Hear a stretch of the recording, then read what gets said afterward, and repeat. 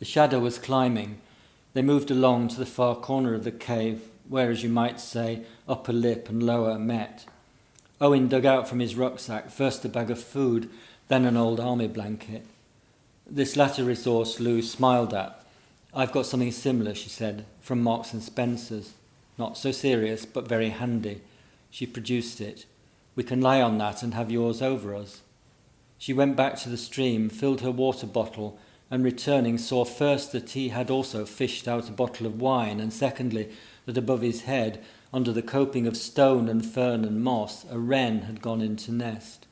The smallness of the bird, she could almost feel its heartbeat, and the constant booming and droning from in the cave, the two together brought a rush of tears to her eyes, and she knelt down by Owen, as in a state he could perhaps only guess at, to take the cup of wine. They were still in the sun, but not for much longer. She watched him eyeing the shadow. She wanted him not to worry. "I see it will be cold," she said, "but it isn't now." So they ate and drank on the ledge without haste. But then he was brisk, stood up, said they must get ready, and walked away, around the edge of the cave out of sight, she supposed to pee. She went round the other corner, taking her wash bag, and met him back at the stream where it toppled over, and face to face across the water they cleaned their teeth. "Very domestic," he said. Then back in their alcove, he said she must put on everything she had with her, which she did, or almost. And when they were on her rug and under his blanket, lying on ferns and their heads on the rucksacks, and the wren chirred loudly against the steady engine of the cave, she said, "Funny how I put on clothes to go to bed with you." Then she added, "I'll tell you something, though my big sister told me I shouldn't." "Why did she tell you shouldn't?" Owen asked. "She said I'd be more in your power if you knew." "I see," said Owen. "Don't tell me then, if you believe what she says." "But you're not in my power. I don't want that power." "Whether or not," said Lou, "it's nothing much, only silly.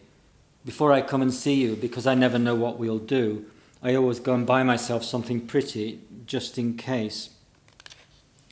"Like your red dress?" "No, for underneath." "I see," said Owen. "But you don't," said Lou. "The thing is, you don't." "No, I never do," he said. "Now, for example," said Lou, "I'd freeze to death if you did." "All the same," said Owen, "what else does your sister say?" "She says I should ask you if you are serious." "But you know I'm serious." "That's what I tell her," said Lou. "I tell her you are very serious." Night moved in quietly and very gradually. The evening let go its colours, their great variety, into the state of pallor into which the dark could seep. Stars flowered delicately on a fainter and fainter wash of blue and pink and green, then hardened, began to glint and pulse on the risen tide of their own element, blackness. Under a house roof or under the street lamps, you never see them coming into their energy. You have to be out, lying under them, aware of the thinness of the habitable skin of the earth, and the stars in a dome come crowding over you, and the spaces between them fill with black infinity. Sheltered from half the sky under their eave of rock, Owen and Lou had the cave behind them.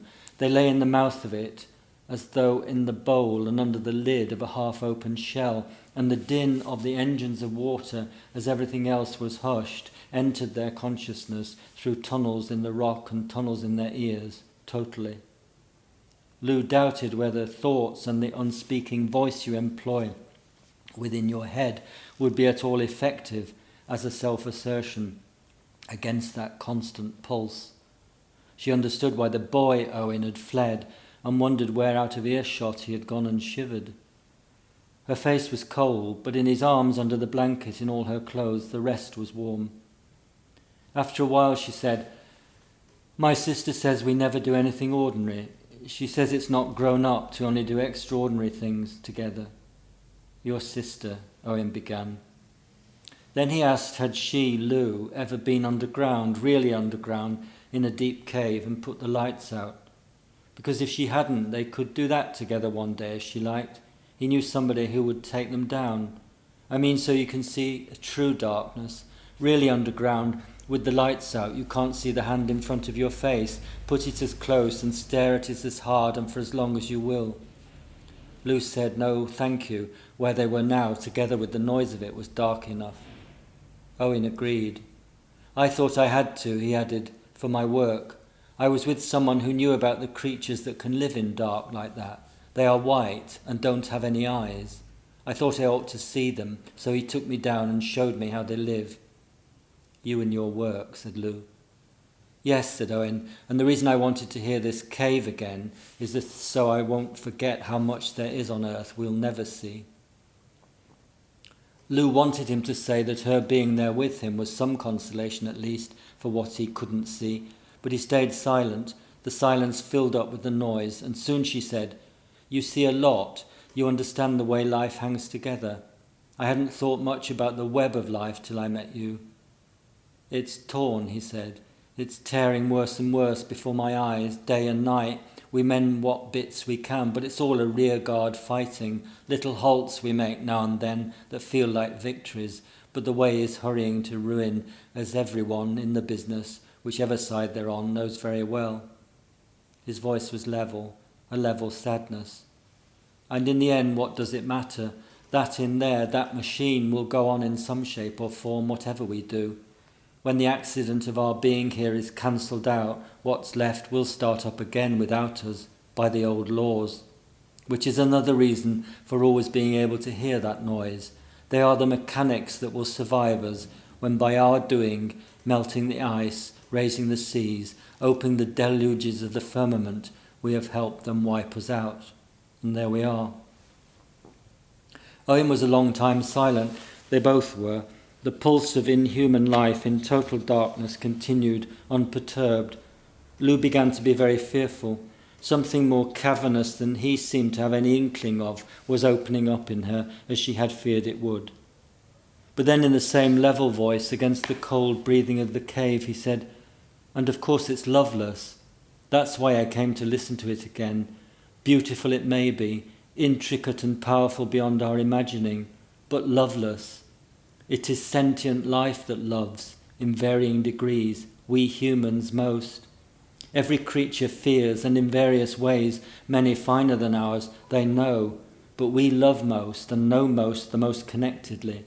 We know the damage, for example. So we can't watch ourselves, the accident, hurrying to ruin without grief. Going back by the old mechanics into the old chaos of fire and flood is sad to watch.